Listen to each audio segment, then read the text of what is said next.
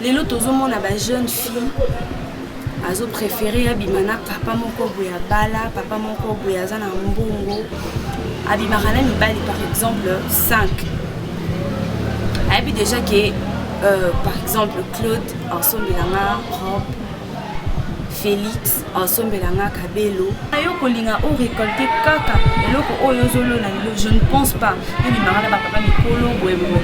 Quand tu arrives à ce que au Bali, mobali na yo azobimana jeune fille moko boye ou soit mobali na yo asombeli jeune fille moko boye mutuka lupango, est-ce que yo okolinga yango accepte tu es ujana demain nanda kuna okolinga kobetela bana na lisolo na ya vie ya lelo, tu te dis au fin d'ici bana so moninga na période na zaki ujana na ndeko na papa mikolo wana éducation nini yo pesa na bana lelo. Oui, tu te dis tu es une femme parce que bah tu es au cas, tu te dis pour moi on bimana papa mi parce que oui je suis une femme, j'ai une belle taille et puis j'ai une belle carrière, je suis belle en fait, bon j'ai une belle voiture, voilà.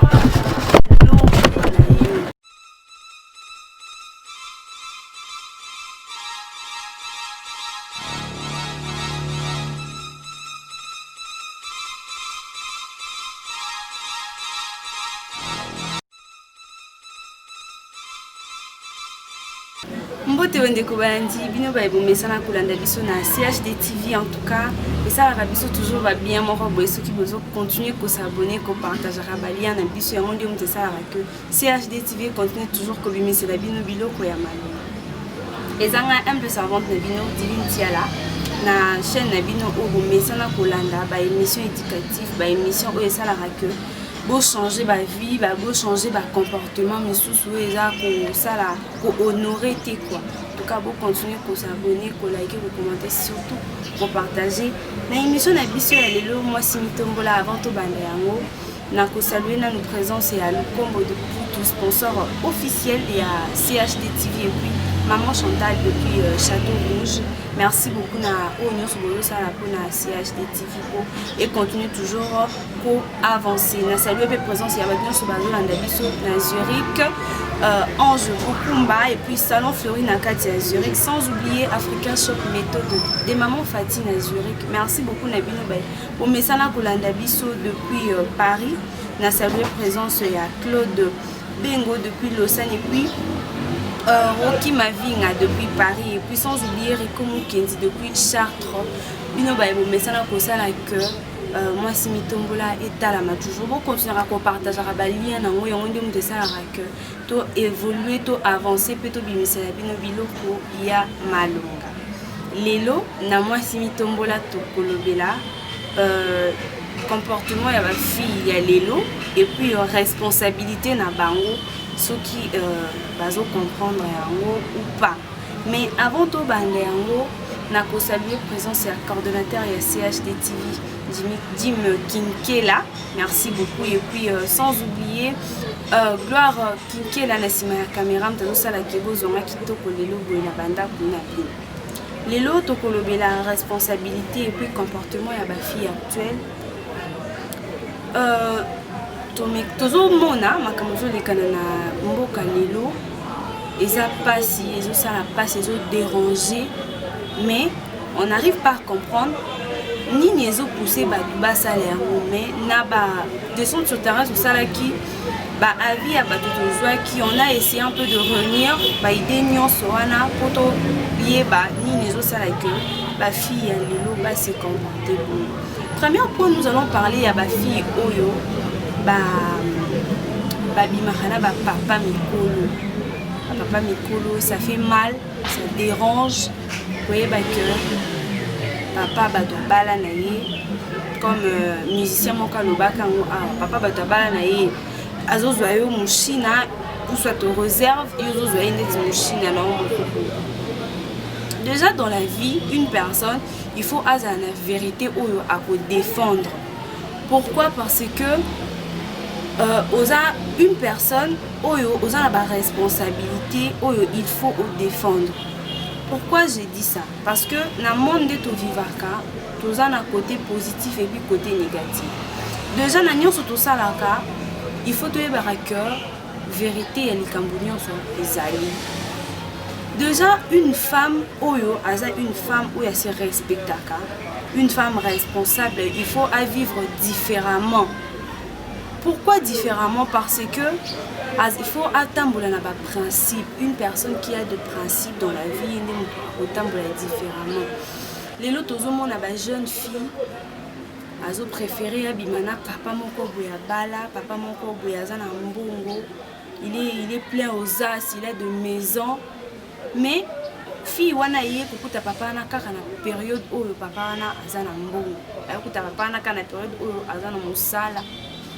Elle oublie que dans sa vie aussi, elle est appelée à être une femme de foyer, elle est appelée à impacter sur son entourage. Les autres hommes ont fille beaucoup plus entourage pour influencer Bango par rapport que Bango n'est pas influencé à venir. Nandé to bimara na balabala, toza ba ambassadeur à la famille na biso. Peut-être bato sous ba comprendre kate, peut-être bato sous ba bossa na ka.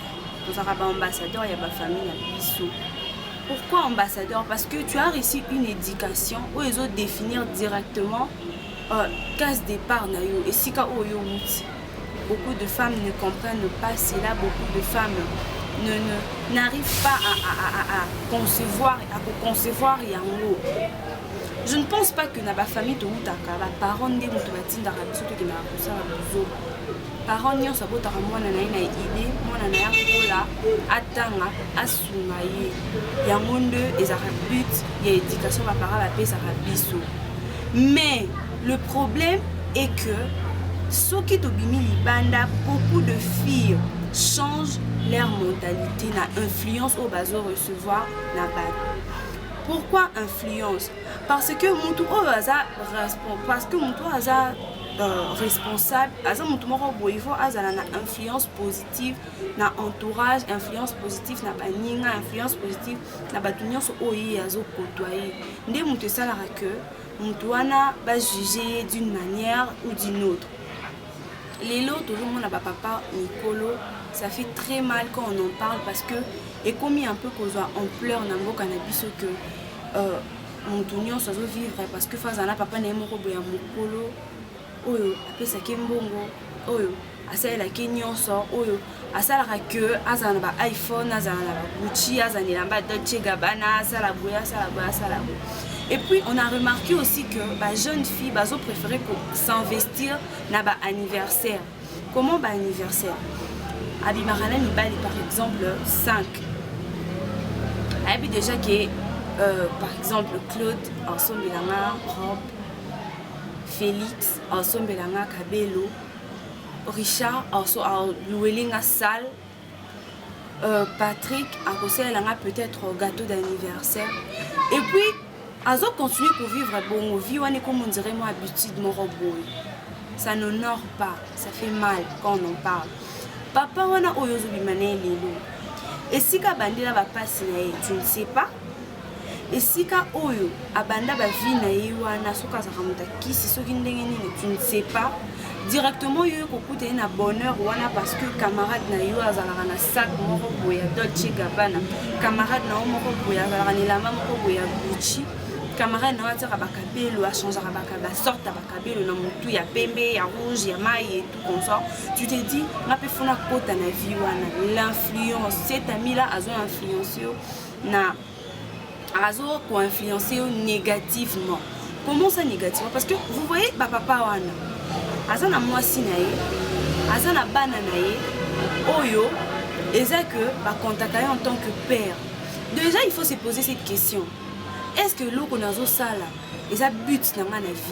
Est-ce que demain ou après-demain je vais continuer avec cette vie? Parce que tu veux t'appeler à être mère, tu veux t'appeler à éduquer tes enfants, tu veux t'appeler à être une femme de foyer. Supposons que tu es dans une maison avec ton mari et que mon bali na yo libanda a vivre na fille mon boy azala na vie mon boy. Qu'est-ce que tu vas te dire? Parce que ba maman wana na kati ya banda ba maman et ba papa wana oyo il y a deux filles ou ba papa wana balela maya misu na ye ezo kita toujours likola mutu no et puis tu te dis ozo sembela ba prière musu ça ezo ko s'exaucer. Comment ça ezo ko s'exaucer? Parce que tu marches sur tes prières. Nzambe azanzambe moko azaka liboso individuel. Comment c'est individuel? Parce que tu vois, papa wana yozo bimana bango mwasi na yazo lela, mwasi na yazo sambela. Mwasi na yazo se dit qu'est-ce qui se passe pour que mon mari akoma na ba niveau wana, mi tient na place ya maman wana. Est-ce que maman wana, est-ce que ceux qui yozo na place ya maman wana okolinga mobali na yo basala eloko oyo ozosala mibali ya bato? Moi je ne pense pas que okolinga yango. Okolinga ngote pourquoi? Parce que tu es une femme.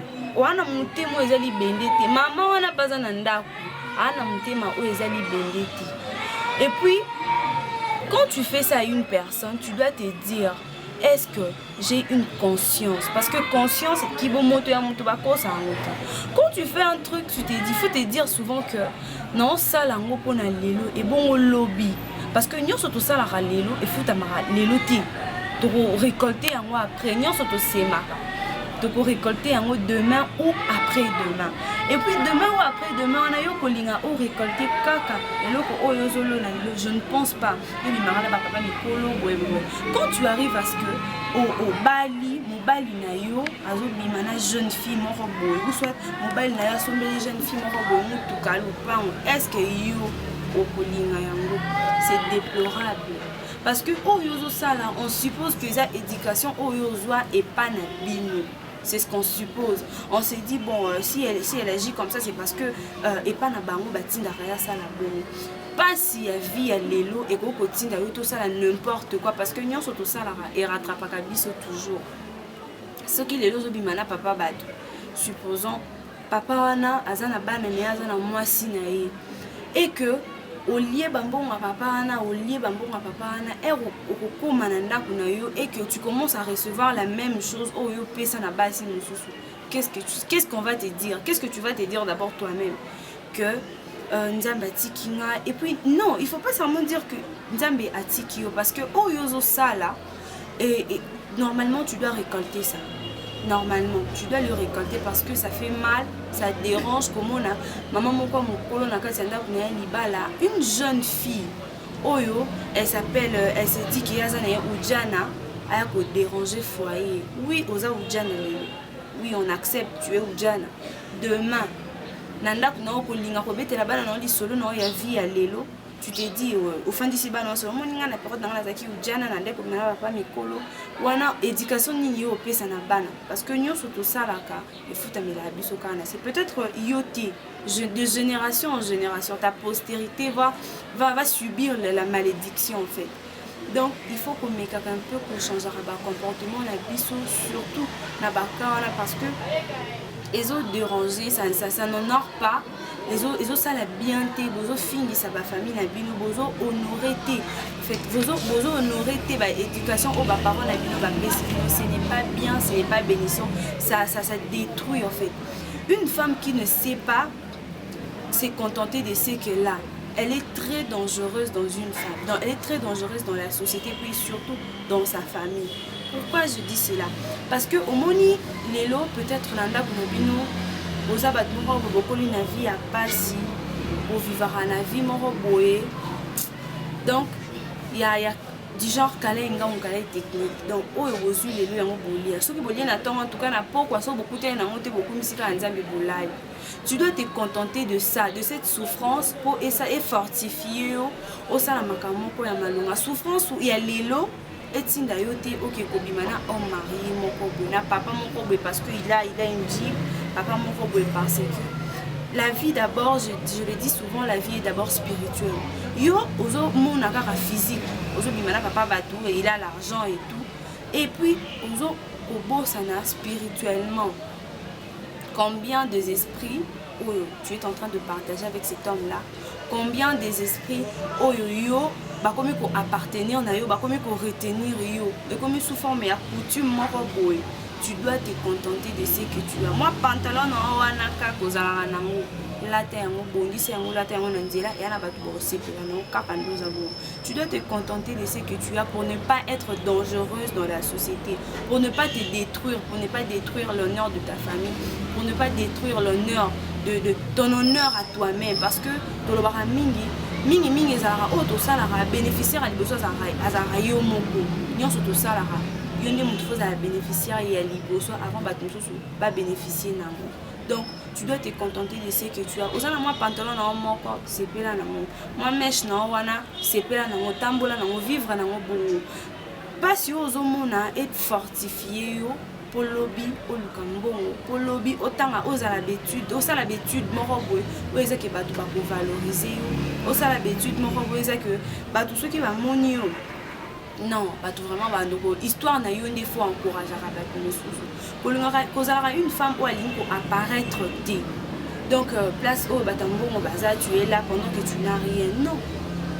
Tu dois te contenter de ce que tu as pour apparaître dans la place moroboy parce que le fait pour apparaître na visage moroboy na personnalité moroboy ozo ko boma nature na yo ozo ko boma personnalité na yo moko parce que dans la vie il faut toujours qu'on se contente la personnalité à mon dignité à mon basomarangote déjà que tu t'es fait passer pour une telle personne aux autres déjà que tu aux autres boma personnalité puis aux autres boma honneur na yo valeur na yo et autres diminuer parce que dans la vie que nous vivons aujourd'hui tous vivre une vie morobo solidaire ce que ça la vie morobo et donc toi tu vis d'une manière où ils que papa mibimba tu sors avec deux hommes mariés aux aura toujours mon droit au ligne maramambo.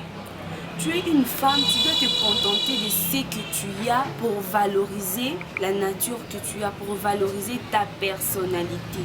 Au moins, la vie, elle est là, tu dois vivre une vie morale, n'a pas souffrance, n'a pas passe, malgré la passe, mais quand même, tu dois vivre, quand même, tu dois pour survivre, n'a pas passe, quand même, il faut aussi kaka histoire. Pas bête à l'isolo, on est pas bête à l'isolo. Il y a maman Chantal depuis Château Rouge. Pas bête à l'isolo, on est pas bête à l'isolo. Clarisse, Pete à la limite. Pas bête à l'isolo, on est pas bête à l'isolo. Il y a président Simba Abota, la Zimbabwe. Pas bête à l'isolo, on est pas bête à l'isolo. La glorieuse. Il faut pas bête à l'isolo, on a né mort et bien. Et non pas bête à l'isolo, on est pour tout y est. Non. Si tu as pas bête à l'isolo, on a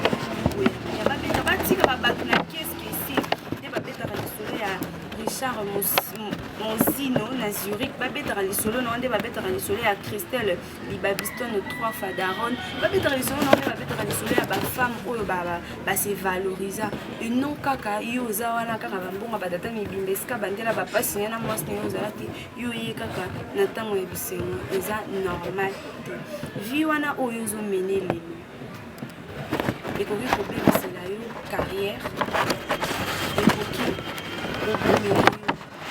éducation bafouler éducation ya famille eloko ozobosana vie wana ozomene lelo ekoki koratisse un avenir meilleur mpona nini parce que lelo na bapapa bato parce que lelo oza une matérialiste si on peut le dire dans ce sens là oui jeune parce que nous autres ça peut faner c'est une fleur et aussi la namo c'est une fleur rose oui les lots ils a fleurs aux hommes fleur et tout demain ce qu'on va voir de la maman et qu'on faner aussi là et qu'on a la sans valeur dans le temps où ils sont gâtés les lots oui tu t'es dit tu es une femme parce que bah les autres quand tu t'es dit bon moi là papa parce que oui je suis une femme j'ai une belle taille et puis j'ai une belle carrière.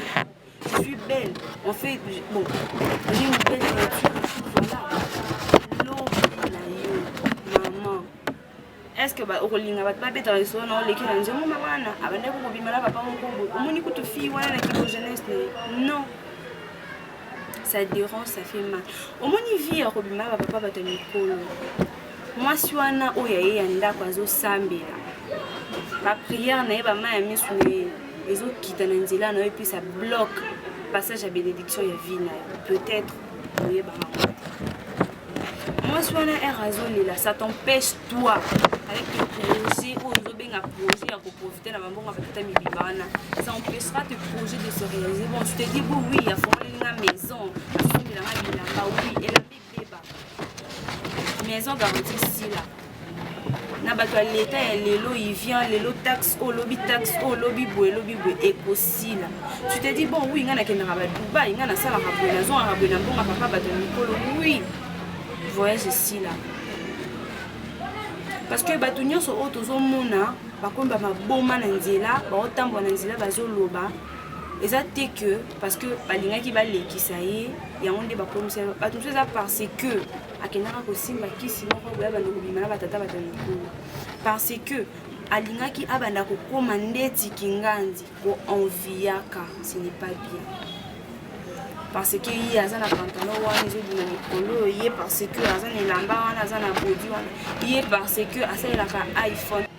Lelo tu te dis oui nana iPhone zwa kaka iPhone na yo wana oza nango kende kaka ata na wenzi Zandu Victoire bamiyibi wana so botika oleka na bafiare na wana oza fleur lelo tu te dis tu es belle c'est parce que tout le monde est en train de t'apprécier lobi na yo tu te diras quoi maman wana zolela na mbongo mobali na ye ya pasi bauta nango peut-être na côté kama kala toi tu viens bénéficier kaka boye donc comme on le dit le bien mal à qui ne profite jamais ne pense pas que ndengo zozo bambongo wana ça te profitera non parce que le bien mal à qui ne profite jamais mbongo oyo moneli pasi te motoki na yo ebimi te tu vas en bénéficier okosala nango eloko te. Tu ne vas rien faire avec parce que éco-produit parce que tout le monde est en passe. On va toujours dépenser inutilement jusqu'à ce que on se retrouve dans les néants. Tout n'aura pas histoire à battre au nyonso. Tout n'a pas nyonso comme ma bomande babanda. Ne pense pas que bambonga papa bateau zolia nande ko sala que yo avancer ndeko sala que lelo oui ozo profiter mais lobi na yo tu te diras quoi vi wana oyo bandi akobima papa bateau mikolo. Oui, les avis oyo lingi. Oui, tu te dis bon là moi si et tout comme ça parce que j'ai une belle taille, là la teinture m'aura bien. Oui, voilà la teinture m'aura bien. N'oublie pas que tu es une fleur. Quand une fleur est en train de faner, nous tout le monde tata la on le sous. J'espère que na comme na sukaya intervention na ngai lilo. J'espère que ceux qui na tout ici mité maya batu. Il y a quand même na 100 personnes ba otala ngo peut-être moi mutu moko ça a changer moi mutu moko a changer marche na yeso ki asalaka vie oyo soki atambolaka na ndenge oyo batu oyo baza batu oyo ba mesana toujours kodumela papa mibimba soki ezaki osalaka ngo ndeko moi si tika parce que eza bien te tika parce que ezo glorifier tika parce que yo nde mutu ozo perdre la capacité na yo ozo perdre kitoko na yo ozo perdre valeur na yo ozo perdre grâce au nzamba tia likolo na yo parce que oh ba papa na ba elio na vie oui bien on était vraiment na comme na suka mais avant na kate émission oh na ko continuer toujours que ça bino pour partager ba lien CHD-TV bo sabona parce que CHD-TV ezo memela bino toujours biloko moko boya malonga pona ko éduquer masse pona ko instruire batu oyo baza toujours wana pona ko se dérouter un peu beau contenu toujours ko s'abonner ko liker ko commenter surtout ko partager na CHD-TV ndem ça que toi avancer vraiment na komi na suka na koki jamais